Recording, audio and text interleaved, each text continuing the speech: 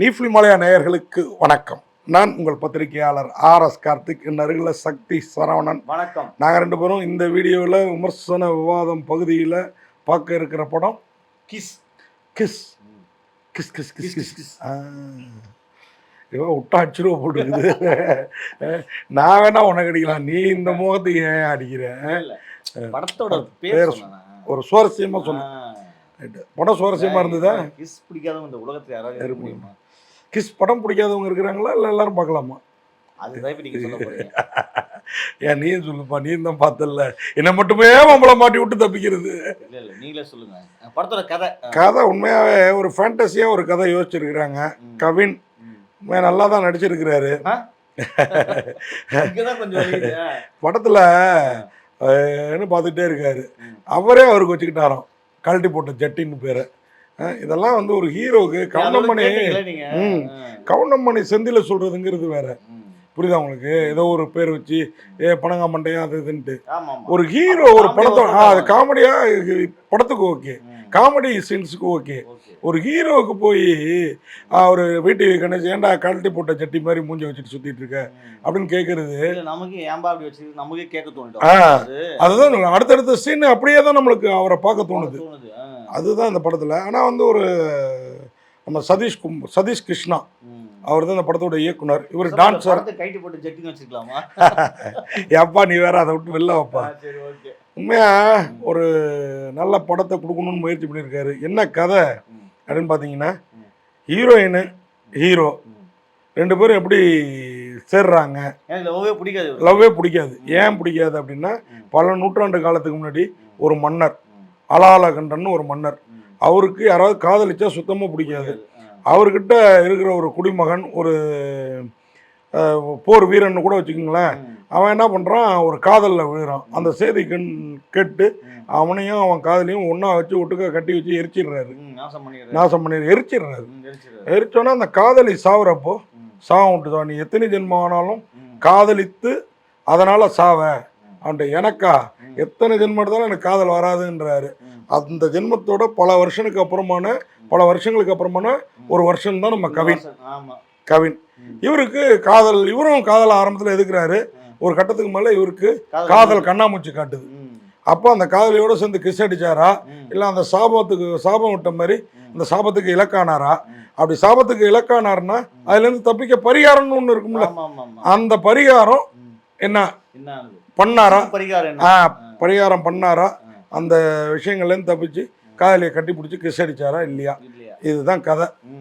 இந்த கதையை நாம் சொல்கிற மாதிரி சொல்லியிருந்தா நல்லா இருந்த கிரிப்பாக இருந்திருக்கும். இது எங்கெங்கேயோ போகுது. தம்பியோட காதலை தடுக்கிறாரு, அப்பாவோட காதலை கெடுக்கிறாரு, அப்பாவோட கல்லூரிக்கு அப்பா காதலுக்கு என்ன சம்பந்தம். ஆனால் அது கொஞ்சம் உருக்கமாக இருந்தது. எனக்கு இந்த படத்தில் பிடிச்ச ரெண்டு விஷயம் எனக்கு ரொம்ப பிடிச்சது. கவின் நல்லா ஹேண்ட்ஸமாக இருக்காப்புல. ஆனால் அவர் வந்து கொஞ்சம் அப்படியே சோர்ந்த மாதிரி நடிச்சா அது ஒரு ஸ்டைல் நடிச்சிருப்பாரு. அவர் லவ் கிட்டயும் அப்படிதான் வச்சிருக்காரு, எல்லார்கிட்டயும் அப்படிதான் இருக்காரு, அப்பா கிட்டயும் அப்படிதான். ஹீரோயின் அவ்வளோ அழகா இருக்குது. விட்டா நம்ம கிஸ் அடிச்சிடுவோம் போட்டு இருக்குது. அப்படி இருக்குது இந்த பொண்ணு. இதுல ஓப்பனிங் அந்த கார்ட்டூன் மாதிரி இதுல அதுவும் நல்லா இருக்கு. அந்த விஜய் சேதுபதி கதை சொல்றாரு பாருங்க, அதுதான் வாய்ஸ் ஓவர்ல பிரமாதமா. அதுக்கப்புறம் இன்ட்ரோல்லையும் எண்டிங்லையும் வராரு, அது பிரமாதம். அதே மாதிரி இந்த அப்பாவோட காதல் கௌசல்யா தேவயானி ரெண்டு பேருக்கும் இடையில அவர் மாட்டிக்கிட்டு முடிக்கிறது. இந்த படத்தில் நான் நினைக்கிறேன், அதை கூட கேட்டேன் நான், யார் தேவயானி கௌசல்யாவுக்குலாம் ரசிகர், ஹீரோவா டைரக்டரா அப்படின்ட்டு. ஏன்னா தேடி பிடிச்சி போட்டிருக்காங்களே ரெண்டு பேரும். இவங்கெல்லாம் அந்த 90s ஹீரோயின் இல்லையா? ஆமாம். அதனால் இந்த படத்தில் எப்படி போட்டிங்க அப்படின்றத நம்ம கேட்கணும்ல. அதை கேட்டேன்.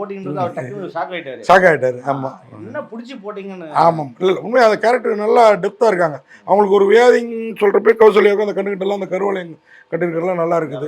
காலமெல்லாம் காதல் வாழ்க்கை கௌசல்யா, காதல் கோட்டை தேவயானி ரெண்டு பேரும் அந்த டயத்தில் போட்டு நடிச்சிட்டு இருந்தாங்க. நம்ம அகத்தியன்னு ரெண்டு பேரையுமே நடிக்க வச்சிருக்கிறாரு. படம் பார்த்துட்டு முடிக்கிறப்ப என்ன தோணுச்சு, பேசாம வாய்ஸ் ஓவர்லேயே கொடுத்துருக்கலாமா இந்த படத்தை அப்படின்னு தோணுச்சு. இல்லை அப்படி தோணுது உண்மை. இந்த படத்துக்கு பெரிய கிரெடிட் விஜய் சேதுபதி, அதே மாதிரியே விக்னேஷ் சிவன், அதே மாதிரியே அனிருத். இவங்கெல்லாம் ஒரு பாட்டு எழுதி கொடுத்துருக்காங்க, பாடி கொடுத்துருக்காங்க, ஆடி கொடுத்துருக்காங்க. ஏன்னா இந்த டான்ஸ் மாஸ்டர் பெரிய ஆள் சதீஷ் கிருஷ்ணா. ஆமாம், ஜாலியான டைம். ஆமாம், கொரியோகிராஃப் பண்ணியிருக்காரு. கல்யாண் மாஸ்டரையும் நடிக்க வச்சிருக்காரு இதுலையும் பார்த்தீங்கன்னா. ஒரு அப்பாவா அது மாதிரி டான்ஸ் ஆடுற மாதிரி இந்த டைரக்ஷன் கொஞ்சம் தடுமாறிட்டாரு. டான்ஸ் மாஸ்டர் என்னன்னா ஃபேண்டஸியாக ஒரு பாட்டை பண்ணிடலாம். படம் பண்ணுறப்போ அங்கே நம்ம கொஞ்சம் சில விஷயங்கள் எதிர்பார்ப்போம், அங்கே கொஞ்சம் மைனஸாக இருக்குது இந்த படம். பிரபுதேவா மேலே தப்பு சொல்லணும். அவர் டேரக்டர் லாரன்ஸ் மாஸ்டர் பேய் வச்சு ஓட்டிட்டாரு. பேய் வச்சு தாண்டல பாருங்க அவரு. காஞ்சனா 1 2 3 வந்துட்டு விடுங்க, கிஸ் அந்த டைட்டிலுக்கு ஆகாது, ஓடட்டும். இந்த படத்தை வந்து ரோமியோ பிக்சர்ஸ் ராகுல் அவர் தான் தயாரிச்சிருக்கிறாரு, பெரிய தயாரிப்பாளர். சதீஷ் அவரோட இயக்கத்தில் கவின், பிரீத்தி தான் ஹீரோயின். இவங்கெல்லாம் நடிச்சிருக்காங்க, நல்லா இருக்காங்க. தமிழ் நல்லா பேசுகிறாங்க. இந்த படத்துக்கு வந்து ஒளிப்பதிவாளர் ஹரிஷ் கண் நல்லா பண்ணியிருக்காரு, அதெல்லாம் ஃபேண்டஸியாக இருக்குது. எடிட்டர் RC பிரணவ், அவர் பின்பாதையில் இன்னும் கொஞ்சம் வெட்டி போட்டுருந்துருக்கலாம், ஆனாலும் விட்டு வச்சிருக்கிறாரு. மோகன மகேந்திரன் தாங்க இந்த படத்துக்கு கலை இயக்கம், வேற லெவலில் பண்ணியிருக்கிறாரு மோகன மகேந்திரன். அதே மாதிரியே இன்னும் நடித்தவங்க நிறைய பேர். அதுக்கு முன்னாடி இந்த சக்தி, அந்த பையன் கவினோட தம்பியாக வராப்புல, யூடியூப் பையன், விஜய் டிவிலாம் வராப்புல. அது மாதிரி பிரீத்தி, நல்ல மிர்ச்சி விஜய் ஃப்ரெண்டு கேரக்டர்ல அருமையாக நடிச்சிருக்காங்க. அவரும் அடுத்து ஹீரோ வராராம். காம்பையரா அவர் வரலாம். VTV கணேஷ், அவரு மிர்ச்சி விஜயோட அப்பாவா அவரு. இந்த படத்துலயே எனக்கு ஒரு காமெடி தான் பிடிச்சிருந்தது, அவங்க 2 பேரும் பண்ற காமெடியில ஒரு காமெடி நல்லா இருந்தது. இல்ல அவங்க என்ன நினைச்சிடறாங்க, VTV கணேஷ் வந்தாலே சிரிப்பு வந்துடும், அப்படிலாம் வராது. புரியுதா உங்களுக்கு? சிரிப்புங்கிறது வரணும். நீங்க டயலாக்ல வர வைக்கணும், இப்போ காமெடி சீன்ல வர வைக்கணும். ஜென் மார்ட்டினோட மியூசிக் பெருசா ஒன்றும் குறை சொல்ற மாதிரி இல்லை, நல்லா தான் இருக்குது. ஒரு சீன் எந்த சீன் கேட்க மாட்டீங்களா நீங்க? என்ன சீன் தெரியுமா? அந்த ஒரு 2K கிட்ஸ் வருவாங்கல்ல, லவ் பண்ணி கல்யாணம் பண்ணி, அந்த ஒரு சீன் நல்லா இருந்தது இந்த படத்துலயே. இது பொம்பளை வேஷம் போட்டு நம்ம சிவகார்த்திகேயன் வேஷம் போட்டு படமே கொஞ்சம் ரெமோ ஸ்டைல்ல இருந்தது. ஆனாலும் வந்து அதனால அது வந்து ஒன்றும் தப்பு சொல்ல முடியாது. அந்த பையனுக்கே சிவகார்த்திகேயன் லுக் வரும் பாத்தீங்கன்னா, பொம்பளை வேஷம் போட்டு போய் பொம்பளை பொன் வேடத்துலயும் அழகா இருந்தா, ஆனாவும் அழகா இருந்தா. உண்மையிலே நல்லா நடிச்சிருந்தான். உண்மை அழகா நடிச்ச அந்த பையன் பாருங்க. அருண் ராஜா காமராஜ், விஷ்ணு எடாமன், இப்படி நிறைய பேர். விஜய் சேதுபதி தான் எனக்கு உண்மையாவே இன்னமும் அந்த குரல் ஒழிச்சுட்டே இருக்குங்க. உண்மையா நல்லா பண்ணியிருந்தாப்புல. விக்னேஷ் சிவன், அனிருத், அவர்லாம் வந்து ஒரு முதல் சிங்கிள் வந்து அனிருத் தான் பண்ணியிருக்காரு. இப்படி படத்துக்கு ஏகப்பட்ட பப்ளிசிட்டி.